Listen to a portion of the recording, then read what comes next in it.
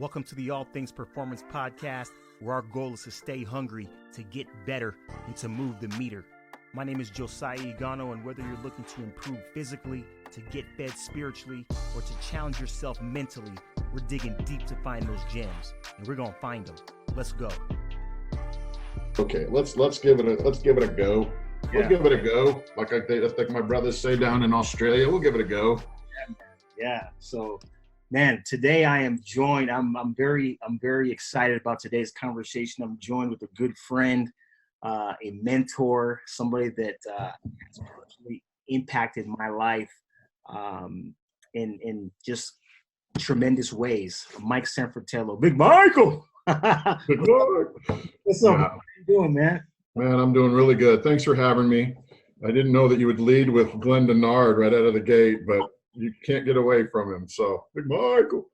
Every time you would come in, man, Pastor Glenn, man, we would see you say, Big Michael. I know. It's like, this is a formal meeting. What are you doing? This is like, so I actually was watching him on Facebook the other day, and he was sharing with his boys. It was an awesome picture. One of his boys was filming as he was talking to all the boys, and he gave a little shout out. He's like, this has impacted my life. This has impacted an SCA, blah, blah, blah. And I was like, the good old days. Yeah, that's great, man. That's great. I know that, and we're going to be talking about that more this afternoon. You've impacted so many people's lives, man. And I know I might get this wrong, but at this current moment in human history, you are the senior VP of FCA in the Rockies region. Is that correct? Yeah. I would love for you to talk about that role in more detail, and just for the viewers and the listeners who may not be familiar with your background. Well, Joe, good to be here today. If you're not even familiar with what FCA is, Fellowship of Christian Athletes, and I'll back that up even a second farther. Josiah and I crossed paths when he was an athlete at Arizona State University as a DB, and he and I met and God has kept us together this whole entire way. And it's been fun to watch you grow, mature, and God has put you in a position of impact, which is amazing. I serve as the FCA regional director, so I oversee 5 states in the Southwest. I've got the 4 corner states. Go look that up later, and then Wyoming. And my job is to bring great leadership, vision, and help serve our staff well. We have nearly 77 staff in our region that I help oversee in direct and indirect ways. I started as an area rep, serving in the local community. I started as a volunteer, much like Joe did. We volunteered, became a staff person, became a director in Arizona, and now serve in the regional role and trying to build this team so that we can reach every coach and every athlete. We're only as good as our ability to serve others. And if we're not in a position to serve, we can't. And so my job is to help raise up the people and resources to make that vision become a reality. That's awesome. And, it's crazy. I've had a front row seat, man, at just your impact, over the last 20 years, man, since I was 19 years old, and it's really touching just to see, that scope and magnitude of the gift that you have. It's so impressive, and I'm thankful to be a part of it. You as someone who works with athletes, you've been a professional athlete yourself. We'll talk about that here in a little bit. You've been a professional athlete yourself, a collegiate athlete yourself. You are somebody who is an integral part of the athletic experience. And one of the things that athletes all share in common is a belief system. Some people may call it belief system. Some people may call it faith. There's a lot of different words that you can use to describe that inner sense of self-confidence and belief. Why, in your opinion, do you believe that it's important to have faith, to have a belief system? And how would you encourage someone to look into that area more and to strengthen that area more, whether that belief system comes from something outside themselves or right. My previous boss said something to me one time and it stuck with me. He said, we were going to meet with another athlete, and he said, hey, Mike, what's this guy's come from? What's his come from? And I was like, what do you mean, what's his come from? He's like, yeah, where's this guy coming from? What's this guy all about? Who is this guy? And I love that. What's this guy's come from? Mm-hmm. Man, everybody's got to come from. Everybody's coming from somewhere, and it just depends on where that starting point is. Mhm. And every athlete has a belief system. They either believe in the process, they believe in themselves, they believe in their team, whatever. And I've just been in this position in my life, and why I serve with FCA is because I want that come from to be from a place of like truth. I want that come from to be from a place of health. I want that come from to be from a place of wholeness, where people's identity is fully wrapped into who they are and not what they do. And because, man, the things that we do, those things are ever changing, but who we are remains the same. And I've tried to instill every time I've talked to athletes, eventually I come back to this one thought. What is your foundation? What is the rock solid foundation? Is that foundation firm or is that foundation soft? And so a lot of guys have a belief system, and it could be in themselves. And it's important to believe in yourself, Josiah. If you don't believe in yourself, obviously nobody will. But at the end of the day, your resources they're finite. Mhm. I'd rather drive people towards where my come from would be a relationship with God, and a relationship on how He formed them, created them, and what He's put in them, and then that be their foundation, and that resource being infinite, which gives me capacity and ability to approach any aspect of my life, whether it's on the field or off the field, whether it be the process, would be with people. So driving people to a belief system that's greater than themselves, that creates a firm foundation, that creates something that's an anchor.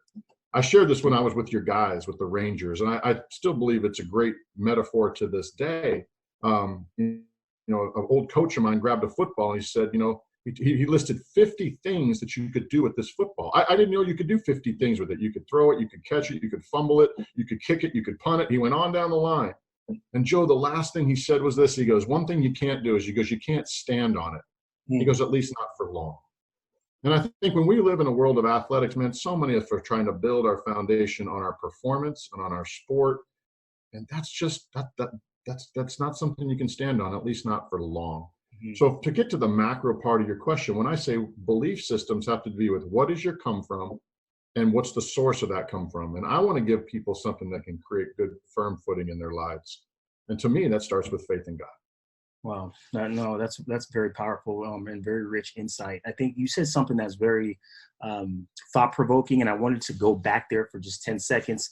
You were talking about, who you are doesn't change, but what you do does. And I think it leads into this whole discussion about purpose. And for somebody who might be listening to this today, like, how do you find who you are, right? Like, how do you Man, it just got deep up in here real quick. you How started do it? you You started it, man. Oh man. So let me start here. Can I start with a story? Please, I absolutely. love this story. I don't know if I've ever told it to you, but it's very quick. I have a young son. He's about 9 years old at the time. Every time I pull up in my truck, he jumps in my lap. He gets in the seat, acts like he's going to drive. And I asked Anthony, I said, who do you want to be when you grow up? He said, oh, Dad, you know what? I want to be a football player. And I thought that's great because Dad was a football player. And I go, no, Anthony, that's not what I asked. He said, who do you want to be? He said, Dad, I want to be a football player. Mhm. He goes, Dad, Anthony, that's fine. I go, but that's not what I asked you. And he looked at me in the eye, Joe, he goes, Dad, I don't know what you're asking me. I said, Anthony, who do you want to be? I go, I didn't ask you what do you want to do. I ask you, who do you want to be? I go, you can do anything. You can be a teacher, you can be a coach, you can be a firefighter, but who do you want to be as a man? Like, what? And he looked at me like, I don't know what you're saying, but you're taking me to a place I've never been. And so that's the conversation we really want to have. So when you start talking about ultimate purpose, like who are we as people, be versus do, man, that's the $1 million question. How do we find that out? And I think the only way that we can find out who we are is to go to the person who created us in his image. And so when God tells me something about who I am, I'm going to believe him. If I can tell myself a bunch of stuff, I can make it up in my head. But when somebody else who made me, created me for his glory and for his purpose tells me who I am, now I've got something that's truth, that's external truth. It's not something that comes from within here, because I could have made a bunch of stuff up. But when something that is finite, that is external, defines for me who I am, now I know. Now I know who I am because I've been told by the one who made me. And so I know that has a faith overlay. I know that has a, well, you got to believe in God overlay. But man, I tell you what, when that happens, you really truly understand to have a peace in your heart about how you were created, and a purpose for your life, and in a passion about what he wants to do in our lives. I mean, Dr. Tony Evans, who you know, being in Texas, said this to me one time. I actually had this equation, and I heard him preaching from the pulpit. I go, man, God, I had that same equation. He goes, you got to find out what you're passionate about, what you're gifted at, what you're expertised in, so that you can find out what you're called to do. And I think every man, woman included, wants to know, what's the call on my life? Well, then you got to retrace the steps. Who am I? What am I passionate about? What am I gifted at? What do I have expertise in? And how can I serve well? Man, you start to get those things lined up, life just starts to have clarity and focus. And I tell you what, Joe, I know I'm on a filibuster right now, but I would say there's no more important thing for a man in his life right now than he have clarity for his own life. Yeah. Clarity about what's the vision for who I am and for where I'm going. And I don't think enough people have it. I don't think enough people have tapped into that, because we grew up in a culture where our parents told us that, men provided, they're great at protection and provision. Like our fathers gave us provision and they protected us. Man, we missed the boat on purpose. Yeah. And we missed the boat on who are you, what do you believe, and where are you going, and really driving purpose. And so, hey, you know me, I'm not afraid to talk a little bit. So I'll stop it there, but I hope that helps a little bit, because I want to answer the question right for my son. Anthony, it's not about what you do, it's about who you are. Yeah. No, that's a very, very powerful story. And I think that even, as a young boy, you know what I'm saying? When you compare him to an older man, those principles are ageless, they're timeless. And I think many people, even, in the world of professional athletics and collegiate athletics, as we both are, many people can't answer that, man. That they cannot answer that question, and it's sad. And thank God for people like yourself, man, who help to shine the light, man, and to challenge. I wanted to go along the same route here, in terms of sports, football. You are an individual who is an All-American in your own right, at Northern Arizona. At our alma mater. Don't ever leave that out. You're wearing that gold and you're wearing that maroon, but he actually transferred his last year and played at Northern Arizona University, gold and blue, baby. I did, baby. I did, man. I did. You're right about that. It's about you today, though, Fro. It's about you, man. It's about you. Yeah. So you were an All-American at Northern Arizona University. You were a part of the San Francisco 49ers, the legendary San Francisco 49ers. You were with so many stars, what I want to do now is, as we start to stack these pieces that we've been talking about thus far, we're talking about, purpose, we're talking about belief systems, we're talking about, hey, you can't stand on, X for too long without falling off, right? What are some of this is a multi-pronged question here. What are some of the traits that you've seen in the world's best, right? Whether it's their belief systems, whether it's their work ethic, what are some of the trends that you've seen in the world's best, right? What are some tie-ins to what we've just talked about in terms of, hey, I am a football player, I am a Hall of Famer, but now those players that you played with, they're no longer playing. They're no longer playing. And what are some lessons that you've learned, you know what I'm saying, along the way as a high level athlete, and being around other high level athletes in the long run in terms of some, a longevity play here? Well, I tell you what, so I can give them context. I was with the 49er organization in 91 and 92. Listen, I played with Joe Montana, okay? But according to John Marshall, my D-line coach, I was Joe Bag of Donuts. You know what I'm saying? I'm the low guy on the totem pole, okay? I was signed and cut by that team 3 times in an 18-month period of time. I have many people ask me, why did you go to San Fran? And couldn't you have gone to another team and maybe made that roster and played a lot longer or played longer? And I go, that's there's some really talented athletes doing really amazing things. I go, I'm thankful for the opportunity to have. The thing I'm most thankful for is to be a part of that organization at the end of its dynasty. And I'm a very perceptive person. I'll tell you what, it gets back to that idea about personal clarity. Mhm. Organizational clarity is equally important, or, as personal clarity. That organization had such clarity around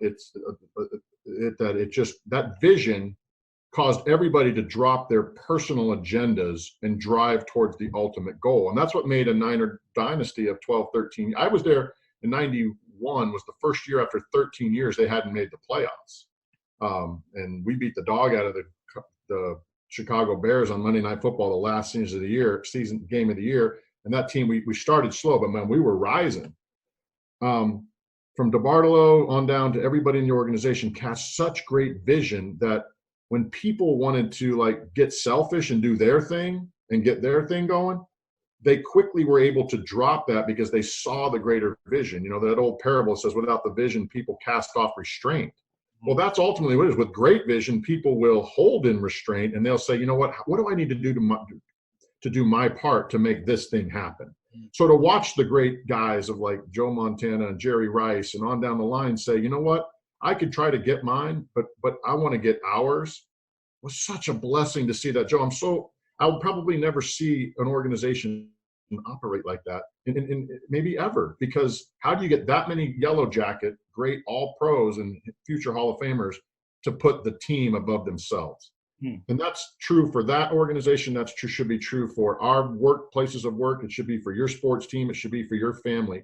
How do I sacrificially put other people's needs above my own?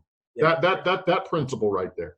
So that's number one, is of clarity of vision and people buying into it. Two, it would be, you got to have faith and works, baby. Those two things, faith and works, are powerful.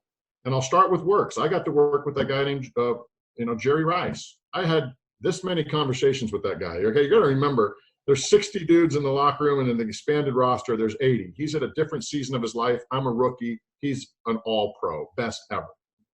The guy never said a word. Joe, the way he worked spoke volumes for who he was. I mean, and he raised the level of the whole entire team by never saying a word, but by showing it by his actions. So you talk about, if you want to be excellent at anything, you got to put in the work. And to watch that guy work, I realized I didn't even know what the term work meant. And that helped raise all levels. I'll never forget my rookie year, Ricky Waters. You remember that old name? Oh, yeah. Ricky Waters was a great player out of Notre Dame.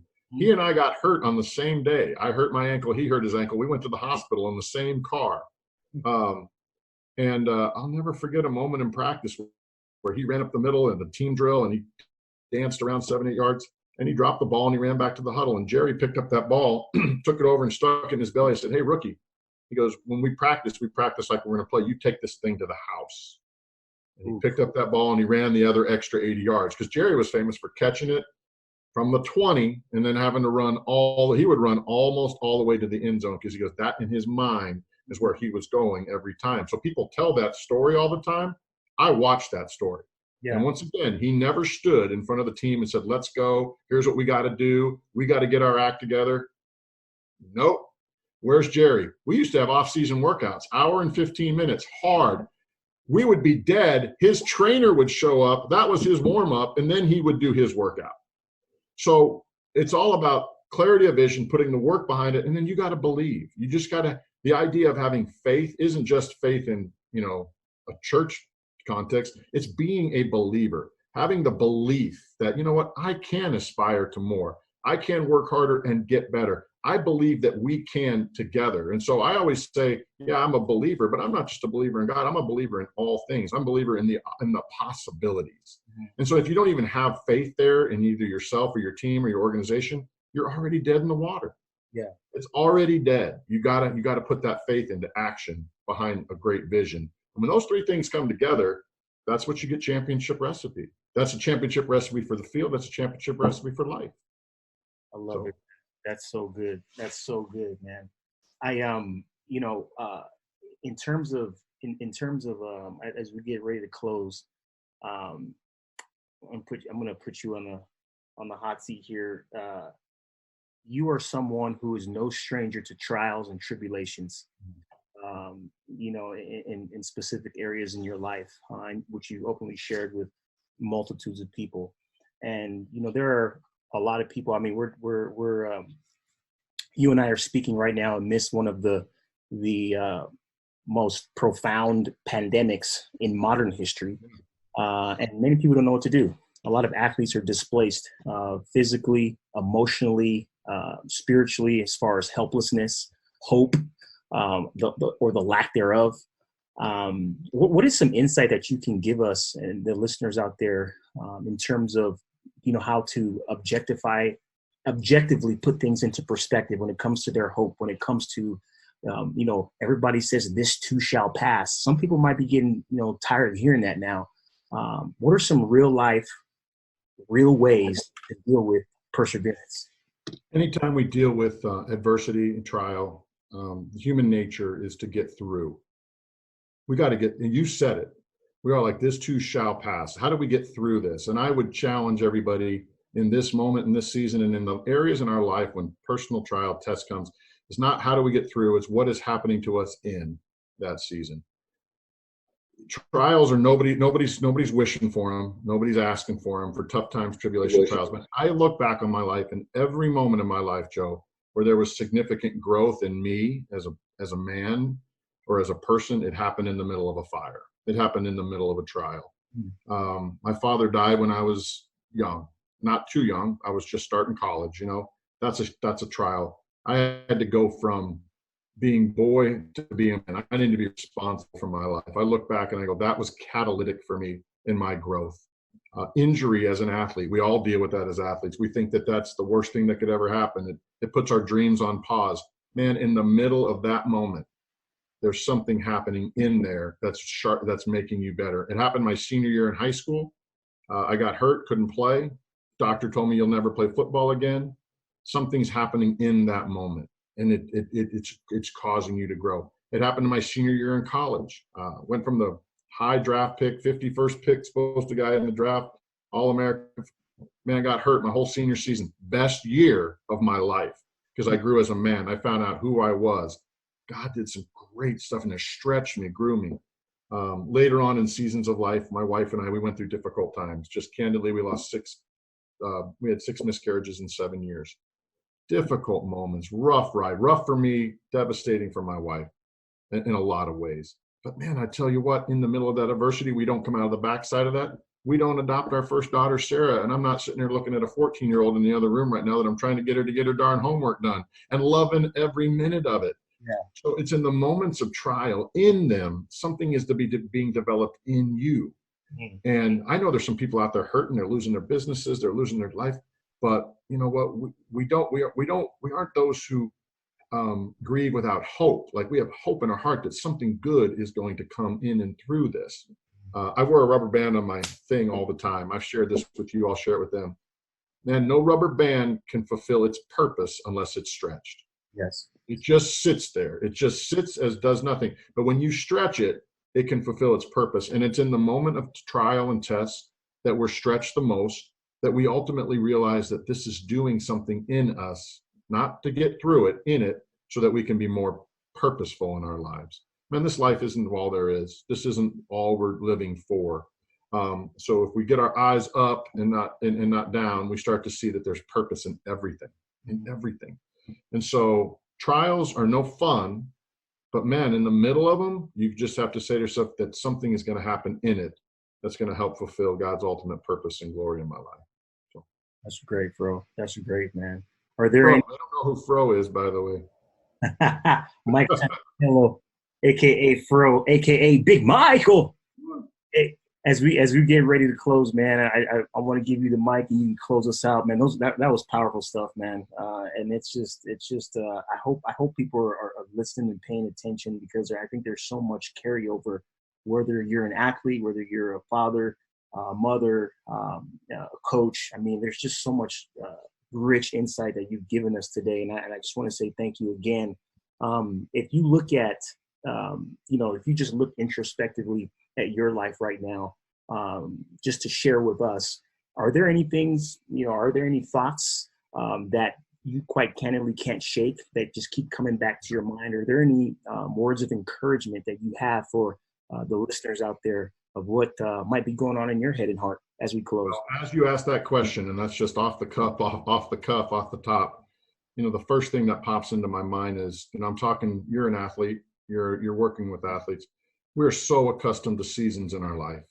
There's different seasons in our life, friends. We have seasons where they're great, seasons that aren't so great, difficult times, great times, times of flourishing, times of lack.